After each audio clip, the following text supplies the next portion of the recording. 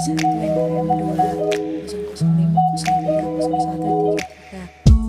Fakultas FKIP Prodi PGSD dengan dosen pembimbing Ibu Hasni Suciawati SPD MPD dengan mata kuliah Media Pembelajaran Universitas Pendidikan Medan.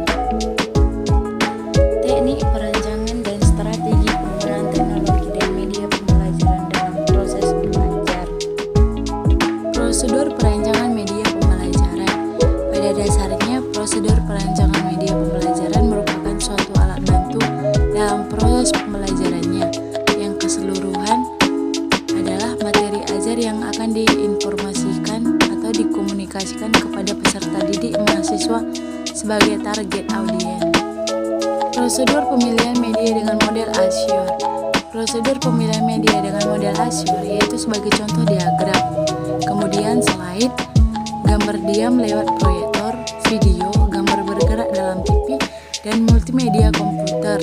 Setiap media itu mempunyai kekuatan dan batasan dalam bentuk tipe dari pesan yang bisa direkam dan ditampilkan.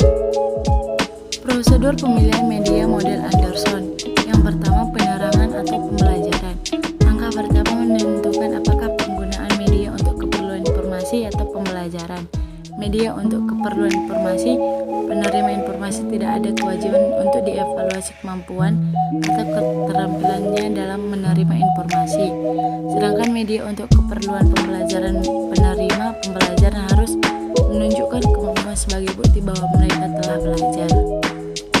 2. Tentukan transmisi pesan. Dalam kegiatan ini, kita sebenarnya dapat menentukan pilihan. Apakah dalam proses pembelajaran akan digunakan alat bantu pengajaran? Alat bantu pengajaran alat yang didesain atau dikembangkan dan diproduksi untuk memperjelas tenaga pendidik dalam mengajar.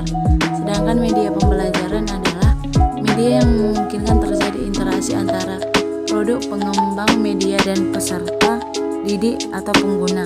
Atau dengan kata lain, pendidik sebagai penyampai materi pembelajaran digantikan oleh media. 3. Tentukan karakteristik pelajaran. Asumsi kita bahwa kita telah menyusun desain pembelajaran, di mana kita telah melakukan analisis tentang mengajar, merumuskan tujuan pembelajaran, telah memilih materi dan metode. Selanjutnya perlu dianalisis apakah tujuan pembelajaran yang telah ditentukan itu termasuk dalam ranah kognitif, afektif, atau psikomotor. Masing-masing ranah tujuan tersebut memerlukan media yang berbeda. 4. Klasifikasi media. Media dapat diklasifikasikan sesuai dengan ciri khusus masing-masing media. Berdasarkan persepsi dari manusia normal bahwa media dapat diklasifikasikan menjadi media auto, media video, dan audio visual. 5. Analisis karakteristik masing-masing media. Media pembelajaran yang banyak macam perlu dianalisis kelebihan dan kekurangannya dalam mencapai tujuan pembelajaran yang telah ditetapkan. Pertimbangkan pula dari aspek-aspek ekonomi dan ketersediaannya dari berbagai alternatif, kemudian dipilih media yang tepat. Kriteria dalam pemilihan media pembelajaran. Yang pertama, harus sesuai dengan tujuan. Media pembelajaran harus dipilih berdasarkan tujuan instruksional, di mana akan lebih baik jika mengacu setidaknya 2 dari 3 ranah kognitif, afektif, dan psikomotorik. Hal ini bertujuan agar media pembelajaran sesuai dengan arahan dan tidak melenceng. 2.